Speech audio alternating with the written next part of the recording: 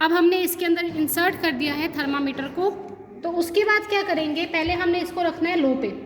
लो पे रखने पे पहले हमने 10 मिनट्स तक देखना है कि इसमें जो टेम्परेचर राइज हो रहा है। अगर टेम्परेचर राइज हो रहा है हमारे पास सक्सेसिव इंटरवल्स ऑफ टाइम में, तो हमने यहाँ पर लो पे ही सारी रीडिंग्स लेनी है।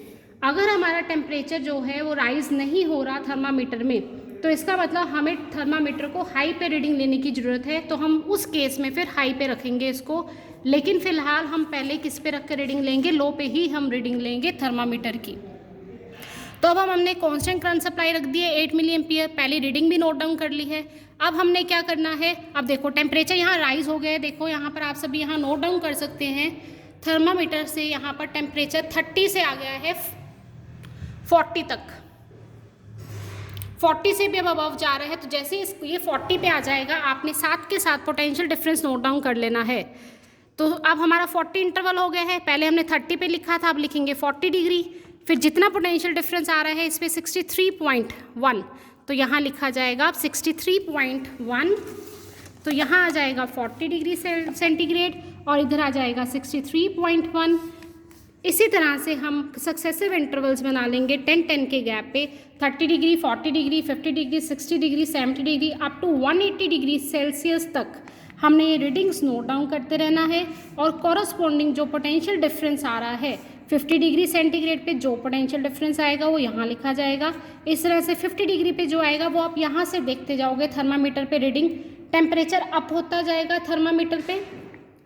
थर्मामीटर पे टेम्परेचर राइज होता जाएगा यहाँ से 60, 80। आपने अकॉर्डिंगली जो सी इंटरवल बनाई है उसके अकॉर्डिंगली आपने थर्मामीटर से रीडिंग देखनी है।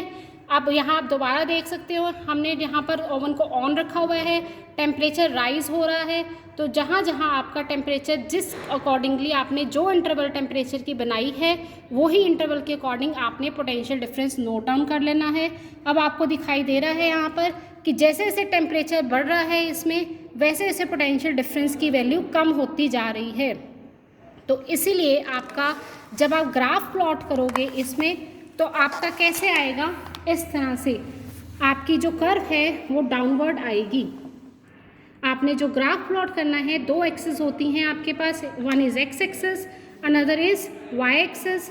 एक्स एक्सिस पे आपने लेना है टेम्परेचर और वाई एक्सिस पे आपने लेना है log of 10 ऑफ रेजिस्टिविटी। तो आपका ग्राफ प्लॉट हो जाएगा इसमें टेम्परेचर के बीच में और रेजिस्टिविटी के बीच में, और अकॉर्डिंगली आपके पास इस तरह से डिक्रीज इन कर्व आएगी। वो आप ऑब्जर्व भी कर रहे हो एक्सपेरिमेंटल रीडिंग से कि आप जैसे जैसे टेम्परेचर आपका राइज हो रहा है वैसे वैसे पोटेंशियल डिफरेंस की वैल्यू जो है वो कम आती जा रही हैं। तो फिर अब हम टेबल कंप्लीट करने की बात करते हैं। ये तो हमने जो है अब ऊपर से देखा कि हमने क्या क्या रीडिंग्स लिखनी है।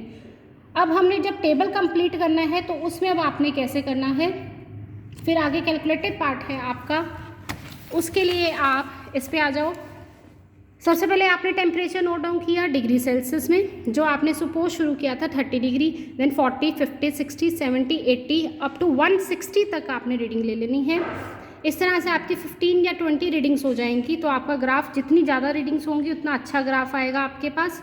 फिर आपने डिग्री सेल्सियस को कन्वर्ट कर देना है केल्विन में, तो आपने 273 उसमें टेम्परेचर डिग्री सेल्सियस में प्लस कर देने हैं। तो एक रीडिंग हम कंप्लीट ले लेंगे यहाँ पर। सपोज फर्स्ट रीडिंग आपकी 30 आ रही थी, केल्विन में कन्वर्ट करोगे तो 30 + 273। इसके कॉरस्पॉन्डिंग जो पोटेंशियल डिफरेंस आ रहा था हमारे पास वो था 65.7 मिली वोल्ट में है ये रीडिंग। और कॉरस्पॉन्डिंग हम क्या निकाल लेंगे, रेजिस्टिविटी। अब इसमें हम वैल्यूज़ देखते हैं, ये सारी नोटेशंस क्या हैं। 2 पाई की आपको वैल्यू पता है 3.14। S is distance between the two props, जो आपके पास क्या है कांस्टेंट, ये है 2 mm। mm को सेंटीमीटर में कन्वर्ट करवा लोगे तो कितना आ जाएगा 0.2 सेंटीमीटर। ठीक है, फिर आगे है आपके पास एस की वैल्यू हो गई वी तो आपको पता है चेंज होता जाएगा कॉरस्पॉन्डिंग टू टेम्परेचर। तो हम कांस्टेंट वैल्यूज़ पहले देख लेते हैं 2 पाई एस। अब चलते हैं जी इंटू W/S। ये आपके पास होता है करेक्शन फैक्टर, ये है आपके पास करेक्शन फैक्टर। इसकी वैल्यू भी जो है वो कांस्टेंट होती है, वो है दैट इज करेक्शन फैक्टर की वैल्यू इज कांस्टेंट ये आपके पास होती है 1.504। ये corresponding to G into W by S के अकॉर्डिंगली आती है, डब्ल्यू बाई एस। डब्ल्यू आपके पास क्या है, thickness of semiconductor crystal. Thickness of semiconductor crystal की जो थिकनेस आपने यहाँ पर जर्मेनियम क्रिस्टल लिया हुआ है उसकी थिकनेस है 0.198 सेंटीमीटर। तो जब आप डब्ल्यू बाई एस निकालोगे तो आपके पास एक कांस्टेंट वैल्यू आएगी, वो आपने मैनुअल से करेक्शन फैक्टर चेक करोगे, जी इंटू डब्ल्यू बाई एस, वो हमने ऑलरेडी चेक करके आपको यहाँ बताया जा रहा है, वो है 1.504। तो ये भी एक पूरी वैल्यू 1.504 होगी। 2 पाई एस भी आपके पास कांस्टेंट आ गया। इस पूरी कांस्टेंट वैल्यू को आपने अलग से कैलकुलेट कर लेना है। ये पूरी आपके पास कांस्टेंट, और करंट भी है आई, नीचे डिवाइड मल्टीप्लाई करना है, ये भी आपके पास कांस्टेंट है 8 मिली एम्पियर।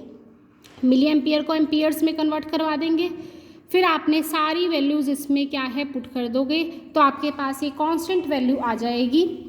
इस कांस्टेंट वैल्यू को अब आपने क्या करना है, पोटेंशियल डिफरेंस से मल्टीप्लाई करवाते जाना है। आपके पास रेजिस्टिविटी आ जाएगी कॉरस्पॉन्डिंग, फिर आपने 1/T निकाल लेना है। 1/T का मतलब डिग्री सेल्सियस वाला नहीं लेना, केल्विन वाला लोगे।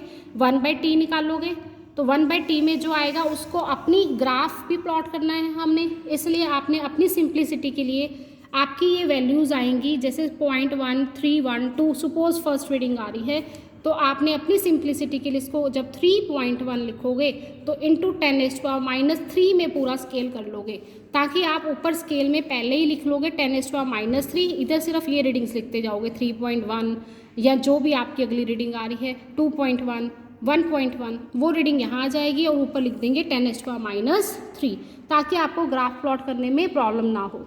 फिर लास्ट है log ऑफ 10 ऑफ रो, तो आपने ये वाले भी निकाल लेना है कैलकुलेटर से।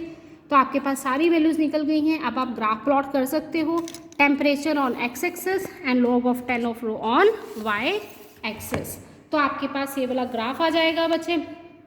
तो यहाँ से जब आपके पास ये ग्राफ निकल के आ जाएगा तो इस ग्राफ से अब आपने निकालना है, सबसे पहले निकालोगे स्लोप। स्लोप आपको पता है, स्लोप आप कैसे निकालोगे, कोई भी कॉरस्पॉन्डिंग एक्स एक्सिस पे 2 पॉइंट्स ले लेना। सपोज मैं यहाँ पर एक प्लॉट कर रही हूँ, जैसे ये आपके पास एक कर्व आई है, रफ डायग्राम एक प्लॉट करते हैं, ये है x1 पॉइंट, ये है x2 पॉइंट, इसी के कॉरस्पॉन्डिंग ये है y1 पॉइंट, इसी के कॉरस्पॉन्डिंग है y2 पॉइंट। अब आपने स्लोप निकालनी है। ये हमारे पास रीडिंग्स आई हुई हैं जो आपने प्लॉट करनी है ग्राफ पे। तो अगर मैंने इसकी निकालनी है, सबसे पहले स्लोप। स्लोप कैसे निकलेगी, स्लोप का फॉर्मूला क्या होता है, y/x। तो कैसे आएगी आपके पास, y2 minus y1 divided by x2 minus x1। तो ये आपके पास क्या आ जाएगी, स्लोप। तो आपके पास जो स्लोप आ रही है, अब उस स्लोप को आपने मल्टीप्लाई करवा देना है। आपके पास ये रहा, स्लोप आ गई है आपके पास। अब आपने बैंड गैप का फॉर्मूला क्या है आपके पास, Eg/2k, k is Boltzmann constant, ये भी एक कांस्टेंट है। ये आपके पास एक स्लोप है, Eg की वैल्यू हमने निकालनी है, ये स्लोप हमने पहले निकाल ली हुई है। 2 into Boltzmann constant 8.6 into 10⁻⁻5 into 2.303 से हम यहाँ मल्टीप्लाई करवाएंगे तो आपके पास क्या निकल के आ जाएगी, Eg। ठीक है, तो सपोज़ आपके पास जो भी वैल्यू आएगी निकल के, सपोज़ मैंने A ले ली, A इलेक्ट्रॉन वोल्ट आ रही है, ठीक है, लेकिन हमारे पास स्टैंडर्ड वैल्यू कितनी होती है, 0.72 इलेक्ट्रॉन वोल्ट। आपकी भी नियर अबाउट इतनी ही आएगी। सपोज़ 0.70 इलेक्ट्रॉन वोल्ट आ रही है, तो एक्यूरेटली तो नहीं आएगी, कुछ ना कुछ एरर आएगा। तो आपने एरर कैसे निकालना है, एरर निकालने का हमारे पास फॉर्मूला होता है ऑब्जर्व्ड वैल्यू, जो आपकी वैल्यू आई है observed value minus experimental value divided by आपकी एक्सपेरिमेंटल वैल्यू। ये अकॉर्डिंगली आपका चेंज हो सकता है। एरर हम पॉजिटिव में निकालते हैं, अगर आपकी ऑब्जर्व वैल्यू जो है वो ज़्यादा आ रही है तो आप पहले लिखोगे, अगर ऑब्जर्व वैल्यू कम आ रही है तो उसको बाद में लिखेंगे। फिर इस पूरे को मल्टीप्लाई करवा देंगे 100 के साथ, तो आपका परसेंटेज एरर निकल के आ जाएगा। ये आपके पास बच्चे एक्सपेरिमेंटल पार्ट था। Thank you students.